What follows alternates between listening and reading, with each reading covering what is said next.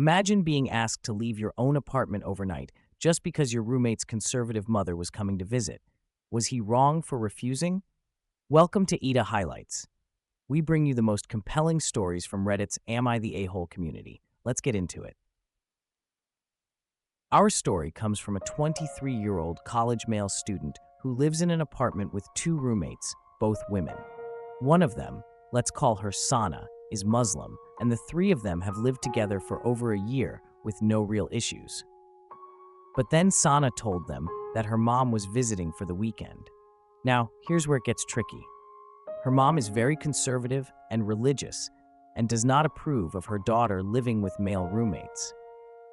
That's when Sana asked him if he could leave the apartment entirely for the day her mother would be there and even stay somewhere else overnight. He wasn't comfortable with this. He had a major assignment due and said he worked best from home. Plus, he didn't want to pack up and find another place to stay just to keep up appearances for someone he didn't even know.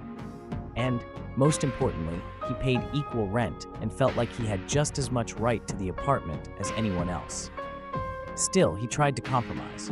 He offered to stay in his room all day and be completely quiet. He'd only come out to quickly grab food, or if necessary, Sana or the other roommate could bring food to his room so he wouldn't go hungry. But Sana wasn't happy with this arrangement. She insisted that he leave entirely, saying her mom would freak out if she discovered a man lived there. The male roommate tried to be understanding of her cultural background, but still felt it was unfair to ask him to disappear from his own home, especially during a stressful academic deadline. Since then, Sana has been cold and distant, even venting to their other roommate, who tried to stay neutral and said she could see both sides. The male roommate insists he wasn't trying to be disrespectful. He just didn't feel right about leaving his own apartment, especially when he tried to meet her halfway. So, he asked Reddit, "Am I the a-hole?" Later, he explained more details. Sana hadn't chosen to live with male roommates. It was a last resort after she was bullied out of her old apartment with female roommates. He also admitted that seeing some of the hateful comments online saddened him, and he realized he wanted to be more empathetic towards Sana. Ultimately, he decided to spend the night at a friend's house for just one day. But he also planned to have a conversation with Sana about boundaries, making sure this wouldn't become a repeated expectation whenever her mom visited.